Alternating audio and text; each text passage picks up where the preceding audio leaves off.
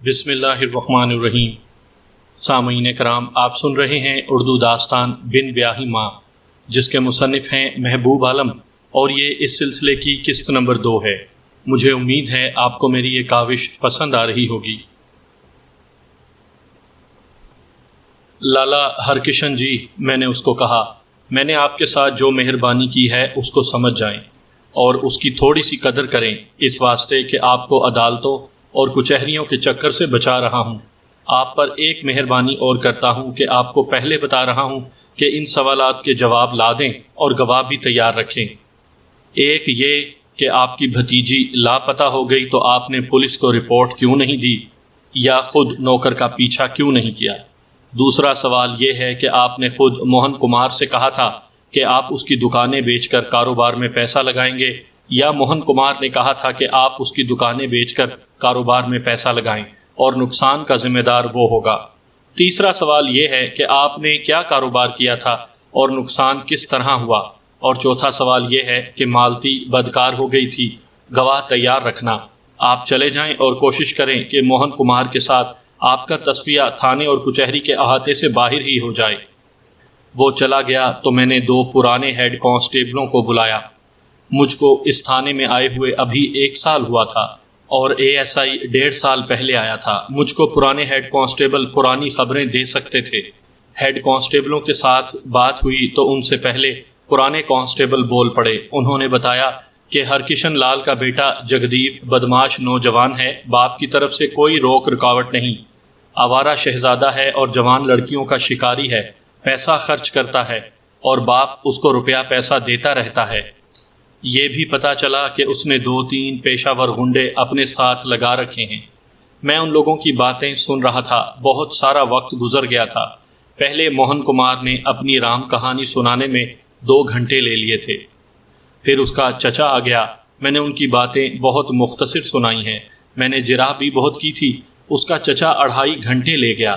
میں نے دوپہر کا کھانا تھانے میں ہی کھایا تھا، اب دن کا پچھلا پہر تھا۔ موہن کمار غصے میں پھر آ گیا۔ دیکھو تھانے دار صاحب، اس نے روب سے کہا، مجھ کو پتہ چل گیا ہے کہ آپ نے میرے چچا کو بلایا تھا۔ آپ نے اس کو اس واسطے بلایا تھا کہ اس کی عزت خراب نہ ہو اور میری عزت بے شک خراب ہوتی رہے، اس واسطے کہ وہ دولت والا لیڈر ہے اور میں غریب آدمی ہوں۔ میں نے اس کو اپنے دفتر میں لے جا کر بٹھایا اور سمجھایا بجھایا کہ میری آنکھ میں غریب اور امیر ایک برابر ہیں، اور میں نے اس کو اس واسطے بلایا تھا کہ تمہارے حق میں کچھ شہادت اکٹھی ہو جائے۔ میں فوجی ہوں جناب، اس نے بے وقوفوں کی طرح کہا۔ آپ مجھے دھوکہ نہیں دے سکتے، وہ آپ کی مٹھی گرم کر گیا ہے۔ اگر آپ ایماندار ہوتے تو فوراً میری رپورٹ لکھ لیتے اور اس کو گرفتار کر لیتے۔ غصہ تو مجھ کو بھی چڑھ گیا، لیکن میں نے غصہ پی لیا۔ مجھ کو ابھی کیا پتا تھا کہ سچا کون اور جھوٹا کون ہے۔ میں نہ کسی کی حمایت کر سکتا تھا نہ مخالفت۔ میں نے اس کو آرام سے سمجھایا کہ میں نے اپنی مٹھی گرم نہیں کی اور وہ ذرا آرام سے بات کرے۔ میں نے اس کو یہ بھی کہا کہ وہ تھوڑی سی شہادت لے آئے، اس واسطے کہ میں کیس درج کر سکوں، باقی عمارت میں خود کھڑی کر لوں گا۔ لیکن میری میٹھی زبان نے اس کو غلط فہمی میں ڈال دیا کہ میں اس سے ڈر رہا ہوں، اور میں اس واسطے ڈر رہا ہوں کہ میں نے ہرکشن لال سے رشوت لی ہے۔ آپ کی مرضی ہے میرا کیس درج نہ کریں، اس نے کہا۔ میں آپ کو دکھاؤں گا کہ میں کیا کر سکتا ہوں۔ تم جیسے مسلمانوں کو میں اپنی جوتی کے نیچے رکھنا جانتا ہوں۔ ہرکشن لال کی لیڈری کا بھی تماشا دیکھ لینا۔ اب میرا غصہ میرے قابو سے نکل گیا۔ میں نے اس کو کیا کیا کہہ دیا وہ میں آپ کو سنا نہیں سکتا۔ مجھ کو ایسا نہیں کرنا چاہیے تھا، لیکن مسلمانوں کی بابت یہ کون مسلمان برداشت کر سکتا ہے کہ ایک ہندو ان کو جوتی کے نیچے رکھنے کی بات کرے؟ میں نے بہت بے وقوفی کی کہ اس کو یہ بھی کہہ دیا کہ ایک ایسی لڑکی کی بابت جس کے کئی یار تھے اور ایک کے ساتھ بھاگ گئی ہے، اس کی رپورٹ درج کرنے سے پہلے میں 10 بار سوچوں گا۔ اس کا یارانہ جگدیپ کے ساتھ بھی تھا۔ جگدیپ جگدیپ، اس نے سخت غصے میں کہا اور اٹھ کھڑا ہوا۔ جاتے جاتے کہہ گیا، مجھ کو معلوم ہے کہ ایک غریب آدمی کی رپورٹ نہیں سنو گے۔ میں ہر طرح کی قسم کھا کر کہتا ہوں کہ میرا ارادہ اس کے ساتھ بے انصافی کرنے کا نہیں تھا۔ اس نے مجھ پر غصہ جھاڑا اور اس نے بکواس بھی کی تھی، پھر بھی میں نے دل میں اس طرح نہیں کہا تھا کہ اس کی رپورٹ اور شکایت دبا کر اس سے بدلہ لوں گا۔ دوسری صبح بڑی خوفناک رپورٹ آئی۔ لالا ہرکشن لال اس حالت میں تھانے آیا کہ دھاڑے مار رہا تھا۔ اس کے ساتھ 3-4 آدمی تھے۔ اس کے منہ سے بات نہیں نکلتی تھی۔ وہ دھاڑے مارتا تھا، ہائے میرا راجکمار، ہائے میرا شہزادہ۔ دوسرے آدمیوں نے بتایا کہ اس کے بیٹے جگدیو کی لاش کھیتوں میں پڑی ہے، اس ملیچ نے میرے بیٹے کو قتل کر دیا ہے۔ ہرکشن لال نے روتے ہوئے کہا۔ کس ملیچ نے؟ میں نے پوچھا۔ موہن کمار نے، اس نے کہا۔ اور کون کر سکتا ہے؟ ہائے اوئے، میں مر گیا۔ بہن نے اس کو خراب کیا اور بھائی نے آ کر اس کو قتل کر دیا۔ موہن کمار کے سوا اور کوئی قاتل ہو ہی نہیں سکتا۔ وہ مجھ کو دھمکی دے کر گیا تھا اور اس نے مجھ کو غصے سے کہا تھا کہ تم ایک غریب آدمی کی رپورٹ نہیں سنو گے۔ اس نے قانون اپنے ہاتھ میں لے لیا تھا اور جگدیو سے اپنی بہن کی بے آبروئی کا بدلہ لیا تھا۔ جگدیو کا باپ بھی اسی کو قاتل کہہ رہا تھا۔ میں نے یہ سننے سے پہلے کہ جگدیو کہاں اور کس طرح قتل ہوا ہے، صرف یہ سن کر کہ وہ قتل ہو گیا ہے، اپنے ASI سے کہا کہ موہن کمار مندر میں رہتا ہے، اسے پکڑ لائے۔ مجھ کو خطرہ یہ دکھائی دے رہا تھا کہ وہ بھاگ کر کہیں دور نکل گیا ہوگا۔ نندی گڑھ میں اس کا کچھ بھی نہیں رہ گیا تھا۔ ASI کو روانہ کر کے میں نے ہرکشن لال اور اس کے ساتھ آنے والے آدمیوں سے پوچھا کہ جگدیو کس طرح قتل ہوا ہے۔ مجھ کو بتایا گیا کہ جگدیو رات کو کھانا کھا کر گھر سے نکلا تھا۔ وہ بہت دیر تک واپس نہ آیا تو اس کے باپ نے اس کی تلاش شروع کر دی۔ اس کے جتنے دوست تھے ان سب کے گھر گیا، سب سوئے ہوئے ملے۔ جگدیو کا کوئی سراغ نہ ملا۔ آدھی رات گزر گئی تو فکر بڑھ گیا۔ ہرکشن لال کو اس کی بیوی نے کہا کہ اس نے بیٹے کو بہت خراب کر دیا ہے، اب وہ ہاتھ سے نکل گیا ہے، اس کی شادی ہو جانی چاہیے۔ ہرکشن لال نے اپنی بیوی کو کہا کہ وہ کل ہی اس کی شادی کا بندوبست کر دے گا۔ صبح سویرے ایک آدمی نے آ کر بتایا کہ کھیتوں میں جگدیو کی لاش پڑی ہے۔ ہرکشن لال اور اس کی بیوی اور جس کسی نے سنا وہ سب دوڑتے گئے۔ لاش ابھی تک کھیتوں میں پڑی تھی۔ میں موقع واردات پر چلا گیا۔ لاش کا چہرہ دیکھ کر مجھ کو یاد آیا کہ میں نے یہ چہرہ پہلے دیکھا ہوا ہے۔ نندی گڑھ چھوٹی سی جگہ تھی، اس کی شکل و صورت قصبے جیسی ہو گئی تھی۔ آبادی تھوڑی تھی، آبادی کے ساتھ سے کھیت شروع ہو جاتے تھے، جنگل اور کھڈ بھی تھے۔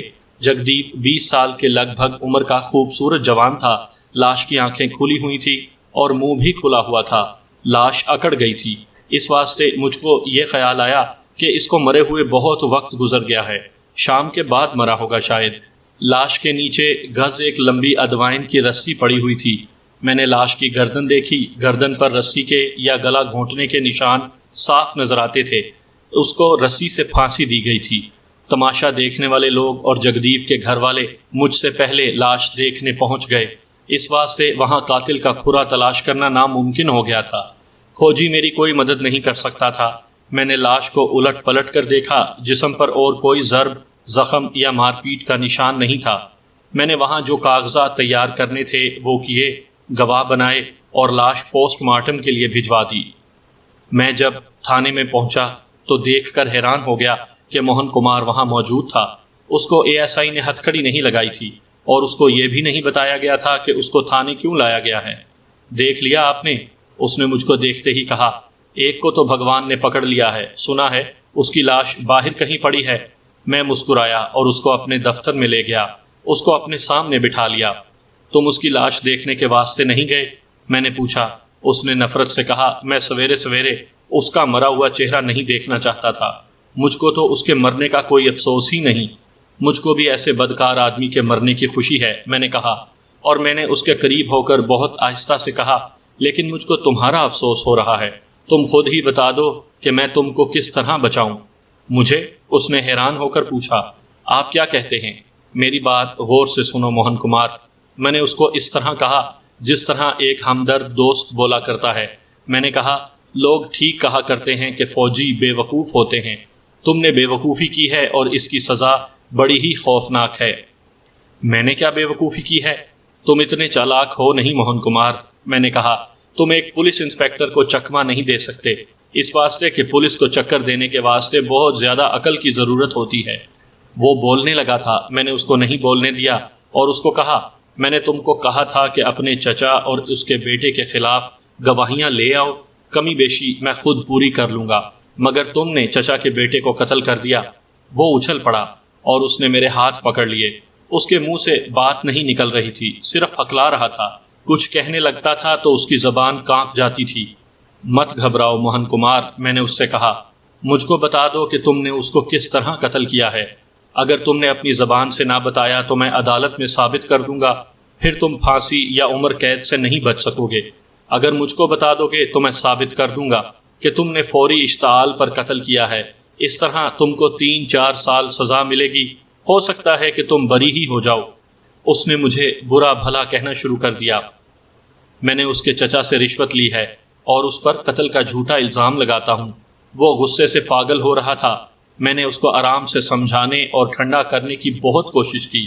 اس کو نرمی سے کہا کہ وہ اقبال جرم کر لے، لیکن وہ اتنا پکا نکلا کہ اقبال جرم کے نام پر اور زیادہ بکواس کرنے لگتا تھا۔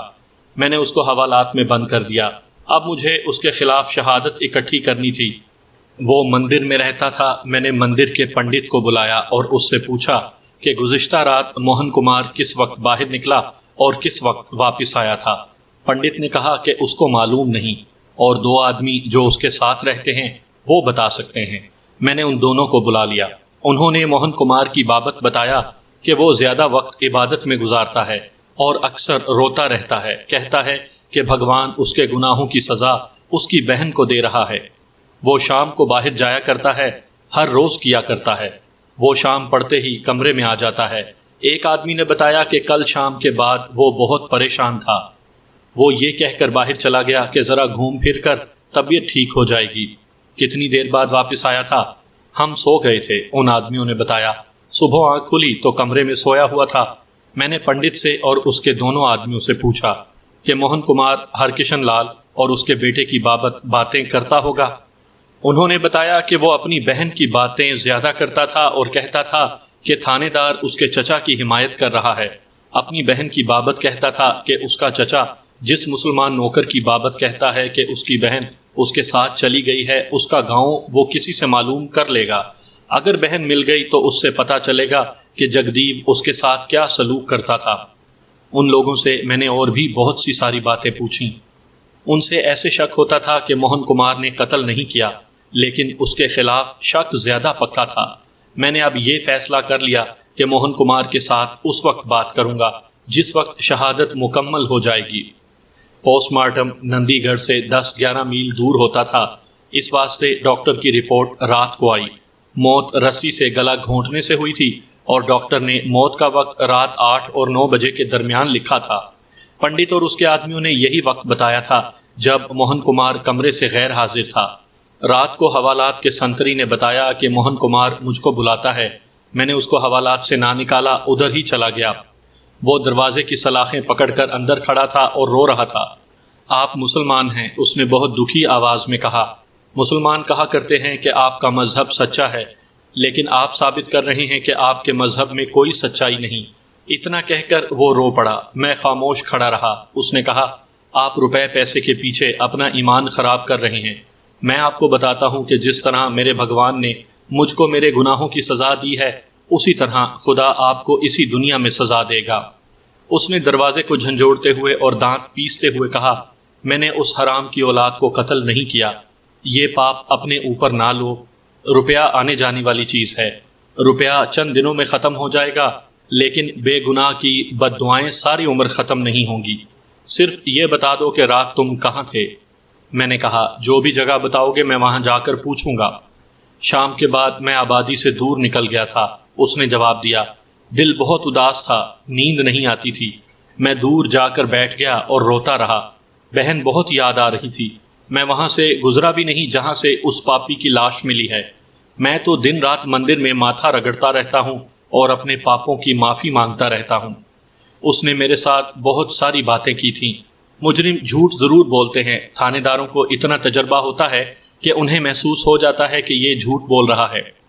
بے گناہ کو پکڑ لو تو وہ بھی مجرموں کی طرح اپنے آپ کو بچانے کے واسطے بہت ساری باتیں کرتا ہے۔ موہن کمار نے تو بہت ہی زیادہ باتیں کی تھیں۔ میرا تجربہ مجھے اشارے دینے لگا کہ موہن کمار بے گناہ ہو سکتا ہے اور مجھ کو اور زیادہ گہرائی میں جانا چاہیے۔ موہن کمار، میں نے اس کو آرام سے کہا، میں نے رشوت نہیں لی اور تمہارے ساتھ میری کوئی دشمنی نہیں۔ ٹھنڈے ہو جاؤ اور مجھ کو سوچنے دو۔ میری نظر صرف تمہارے اوپر نہیں، میں ہر طرف دیکھ رہا ہوں۔ مجھ کو ادھر ادھر بھی نگاہ پھیرنی چاہیے تھی۔ یہ مجھ کو پتہ چل گیا تھا کہ جگدیو لوگوں کی بیٹیوں کے پیچھے پڑا رہتا تھا۔ نندی گڑھ میں ہندو راجپوت زیادہ تھے۔ مجھ کو یہ خیال آیا کہ مقتول نے کسی کی بیٹی پر ہاتھ ڈالا ہوگا اور بیٹی والوں نے اس کو رات کو کسی دھوکے سے باہر بلایا اور قتل کر دیا۔ تھانے کے مخبر بڑا اچھا کام کرتے تھے۔ میں نے ابھی کسی مخبر کو نہیں بلایا تھا، لیکن رات کو تھانے کا ایک خاص مخبر آ گیا۔ اس نے کہا کہ جگدیپ بہت بدمعاش ہو گیا تھا۔ اس نے عورتوں کے ساتھ دوستی کرنے کا ذریعہ ایک عورت کو بنا لیا تھا۔ یہ عورت بہت برے چال چلن کی بتائی گئی۔ رات کو کانگریس پارٹی کا ایک وفد آ گیا۔ یہ سب سرکردہ ہندو تھے۔ حوالات کا کمرہ برآمدے میں تھا۔ موہن کمار ہر آنے جانے والے کو دیکھ رہا تھا۔ جب کانگریسیوں کا وفد آیا تو میں نے ان لوگوں کو دفتر میں نہیں بٹھایا، ان کو برآمدے میں کھڑا رکھا اور خود بھی کھڑا رہا۔ وفد نے میرے اوپر دباؤ ڈالنا شروع کر دیا کہ میں موہن کمار کے خلاف کیس جلد تیار کروں۔ وہ بار بار کہتے تھے کہ قاتل آپ کو مل گیا ہے۔ میں نے اونچی آواز میں کہا، ابھی کوئی بھی نہیں کہہ سکتا کہ قاتل موہن کمار ہے۔ میں اونچی آواز میں اس واسطے بولا تھا کہ موہن کمار سن لے۔ مجھ کو معلوم تھا کہ وہ اسی واسطے غصے میں آ جاتا تھا کہ میں روپے پیسے والوں کی بات سنتا اور مانتا ہوں۔ میں نے کانگریسیوں کو کہا کہ مجھ کو آپ لوگوں کی ہدایت اور تاکید کی کوئی ضرورت نہیں۔ میں گہری تفتیش کر رہا ہوں۔ میں ابھی اس آدمی کو قاتل نہیں کہوں گا جس کو میں نے حوالات میں بند کر دیا ہے۔ آپ لوگ یہاں سے چلے جائیں، میرے کام میں دخل نہ دیں۔ دوسرے دن مجھ کو خفیہ اطلاعات ملنے لگیں۔ ہر اطلاع جگدیپ کے خلاف تھی اور میرا یہ شک پکا کرتی تھی کہ اس نے کسی کی بیٹی پر دست درازی کی ہے اور عزت کا بدلہ لینے کے لیے اس کو کسی نے قتل کر دیا ہے۔ مجھ کو اس بد کردار عورت کا اتا پتہ مل گیا جو جگدیپ کے دوستانے لگاتی تھی۔ میں نے اس کو تھانے بلا لیا۔ رام پیاری نامی اس ادھیڑ عمر عورت کا قد کاٹ اور اس کا چہرہ اب بھی ایسا تھا کہ دل کو اچھا لگتا تھا۔ اس کی آنکھیں چمکتی تھیں اور اس کے ہونٹوں پر مسکراہٹ تھی۔ میرے سامنے آئی تو بھی مسکراہٹ موجود تھی۔ ہم لوگ اس قسم کی عورتوں کو جانتے ہیں کہ باہر سے کیا اور اندر سے کیا ہوتی ہیں۔ رام پیاری، میں نے اس کو اسی کی طرح مسکراتے ہوئے کہا، تمہارے آنے سے پہلے تمہاری ساری رپورٹ میرے پاس آ گئی ہے۔ ایسا نہ ہو کہ تم جھوٹ بولنا شروع کر دو اور میں 10 آدمی اور 10-12 عورتیں تمہارے سامنے کھڑی کر دوں اور وہ تمہاری ہر ایک بات بتائیں۔ مجھ کو یہ بتا دو کہ مجھ سے انعام لینا چاہتی ہو یا 8-10 سال قید، اپنی مرضی بتا دو۔ میرے پاس دونوں بندوبست ہیں اور میں تم پر یہ مہربانی بھی کر سکتا ہوں کہ جب تک زندہ ہو تھانے کا کام کرو، بہت پیسہ دلاؤں گا۔ تمہارا مطلب ہے کہ مخبری کروں؟ اس نے پوچھا۔ مخبری کرو اور اپنا یہ کام بھی جاری رکھو جو کر رہی ہو۔ میں نے اس کو کہا، میں نہیں روکوں گا۔ عادی مجرموں اور اس قسم کی عورتوں کے ساتھ پولیس والے گول مول بات نہیں کیا کرتے، اس سے نقصان ہوتا ہے۔ رام پیاری کو میں نے ایسا کہنے کا موقع ہی نہ دیا کہ وہ شریف عورت ہے۔ میں نے ایسی باتیں کی کہ اس کا چہرہ بتانے لگا کہ یہ عورت ایسا محسوس کر رہی ہے جیسے میرے سامنے ننگی ہو گئی ہو۔ میں نے اس کو کہا تھا کہ وہ اپنا کام جاری رکھے۔ یہ اس واسطے کہا تھا کہ وہ جو کام کر رہی تھی اس سے میں کئی مجرموں کا سراغ لگانے میں مدد لے سکتا تھا۔ وہ سوچ میں پڑ گئی۔ میں نے اس کو کہا کہ اتنا مت سوچو، دل کی بات میرے آگے رکھ دو۔ تم دیکھ رہی ہو کہ میں تمہارے ساتھ تھانے داروں کی طرح بات نہیں کر رہا۔ اگر تم نے مجھ کو تھانے داروں کی طرح باتیں کرنے پر مجبور کر دیا تو تمہاری چیخیں سارا نندی گڑھ سنے گا۔ رام پیاری، میں نے اس کے دونوں ہاتھ اپنے ہاتھوں میں لے لیے اور ہاتھ دبا کر اس کی آنکھوں میں دیکھا۔ میں سچ کہتا ہوں کہ اس کی آنکھیں مسکراتی تھیں اور ان آنکھوں میں راز چھپے ہوئے تھے۔ میں نے کہا، میری دوستی تم کو تخت پر بٹھا دے گی، گڑبڑ کرو گی تو تخت کی جگہ پھانسی کا تختہ ہوگا۔ وہ نئی نویلی دلہن بن گئی۔ میرا ایک ہاتھ اپنے دونوں ہاتھوں میں دبا کر اور عجیب طرح سے گردن کو خم دے کر اور بڑے پیارے نخرے سے بولی، ارے پوچھنا کیا پوچھتا ہے، تجھ سے کیا پردہ ہے، پر ذرا میرے پردے کا خیال رکھنا، مردوں کی طرح یاری لگانا، پلسیوں کی طرح دھوکہ نہ دینا۔ اس ٹائپ کی عورتوں کا نہ کوئی دین ہوتا ہے نہ مذہب، کوئی نہ کوئی وجہ ہوتی ہے جس کے واسطے کوئی عورت اس لائن پر چل پڑتی ہے اور اسی کو روزی کمانے کا اور اپنے دل کی تسکین کا ذریعہ بنا لیتی ہے۔ ایسی عورت ضرورت کے واسطے ہر کسی کے ساتھ محبت اور پیار کرتی ہے، لیکن وفادار کسی کی بھی نہیں ہوتی۔ مسلمانوں میں وجہیں کچھ اور ہوتی ہیں اور ہندوؤں میں وجہیں کچھ اور ہوتی ہیں۔ رام پیاری کی تاریخ یہ تھی کہ معمولی سے ایک کسان کی بیٹی تھی، قد کاٹ اور شکل و صورت اور رنگ و روغن بہت اچھا تھا۔ کنواری تھی تو راجپوت زمینداروں کے بیٹے جال پھینکتے تھے اور جب شادی ہوئی تو باپ نے نقد رقم لے کر ایسے آدمی کے ساتھ شادی کر دی جس کی عمر رام پیاری سے 2.5 گنا زیادہ تھی۔ وہ بڑھاپے کی عمر میں تھا۔ رام پیاری کے اندر ایسی آگ لگی کہ اس نے اپنے خاوند کو دھوکہ دینا شروع کر دیا۔ ابھی 4 سال ہی گزرے تھے کہ رام پیاری بیوہ ہو گئی۔ ہندوؤں میں یہ پابندی ہے کہ بیوہ دوسری شادی نہیں کر سکتی۔ رام پیاری کی عمر ابھی 22-23 سال تھی۔ اس کی تاریخ سنانے والوں نے مجھ کو بتایا کہ وہ روتی نہیں، اس کی آنکھوں میں کسی نے آنسو نہیں دیکھا۔ ہندو لڑکی بیوہ ہو جائے تو سہیلیاں اس سے دور بھاگتی ہیں، گھر بار والے اسے منحوس سمجھتے ہیں۔ جب یہ واردات ہوئی تھی اس وقت تو ہندو بہت سخت تھے۔ رام پیاری کو یار دوست مل گئے تھے، یہ خفیہ دوستیاں تھیں۔ پنڈت نے اور رام پیاری کے باپ نے اس کو کہا کہ وہ مندر کے آشرم میں چلی جائے اور باقی عمر وہیں گزارے۔ ہندو اب بھی بیوہ عورتوں کو ہردوار یا بنارس بھیج دیتے ہیں۔ مجھ کو رام پیاری کی ایک اور بات سنائی گئی تھی جو پرانی تھی۔ اب وہ میرے پاس بیٹھی تھی۔ میں نے اس سے پوچھا کہ کیا یہ بات سچ ہے؟ اس نے کہا کہ بالکل سچ ہے۔ بات یہ تھی کہ اپنے باپ اور پنڈت کے کہنے پر وہ مندر کی داسی تو بن گئی تھی۔ اس کو الگ کمرہ دیا گیا تھا، لیکن 1 مہینے سے زیادہ وہاں نہ رہی، اس واسطے کہ پنڈت جی مہاراج نے اس کو اپنی خفیہ بیوی سمجھ لیا تھا۔ رام پیاری نے اس کو کہا کہ میری قسمت میں پاپ ہی پاپ رہ گئے ہیں تو مندر میں قید ہو کر کیوں پاپ کروں؟ کیوں نہ کھلی ہوا میں اڑوں اور سب کے منہ پر ہاتھ پھیروں۔ پھر ایک اور واقعہ ہو گیا۔ وہ مندر کی قید سے آزاد ہو گئی تو پنڈت اور اس کے بالکوں نے اس کو بدنام کرنا شروع کر دیا۔ رام پیاری کو اپنے مذہب کے خلاف اتنی نفرت ہو گئی کہ اس نے کوئی ڈر اور ادب لحاظ کیے بغیر سب کو بتانا شروع کر دیا کہ سب سے بڑا پاپی تو ہمارا پنڈت ہے۔ میں نے آپ کو بتایا ہے کہ راجپوت عام ہندوؤں سے ذرا مختلف ہوا کرتے تھے۔ رام پیاری نے ایک بڑے زمیندار کی پناہ لے لی۔ ظاہری طور پر وہ اس گھر میں نوکری کرتی تھی، لیکن خفیہ طور پر وہ اس زمیندار کی داشتہ تھی۔ اس زمیندار کا اتنا رعب تھا کہ اس نے رام پیاری کے خلاف سب کا منہ بند کر دیا۔ رام پیاری کی عمر اب 25 سال سے اوپر ہو گئی تھی اور اس کو تجربہ بھی بہت حاصل ہو گیا تھا۔ وہ جس زمیندار کی پناہ میں تھی اور جو اس کو عیش کراتا تھا، اس کی بھی وہ وفادار نہیں تھی، لیکن وہ اتنی بد نہ رہی جتنی پہلے تھی۔ اب اس نے مردوں کو انگلیوں پر نچانا شروع کر دیا تھا۔ 3 سال بعد اس کا رکھوالا زمیندار بھی مر گیا۔ رام پیاری کو اب کسی کے سہارے اور پناہ کی ضرورت نہیں تھی، اس واسطے کہ کئی آدمیوں کی گردنیں اس کے ہاتھ میں آ چکی تھیں۔ ان کے بڑے خطرناک راز اس کے پاس تھے۔ کچھ عورتوں کے اندر کے حالات بھی وہ جانتی تھی، بلکہ وہ اکیلی جانتی تھی۔ اب اس کو کسی کا ڈر خطرہ نہیں تھا۔ اس کے آگے وہی سر اٹھا سکتا تھا جس کا من صاف تھا۔ یہ تھی رام پیاری۔ آپ کو ایسی رام پیاریاں اپنے محلے اور اپنے گاؤں میں ضرور ملیں گی۔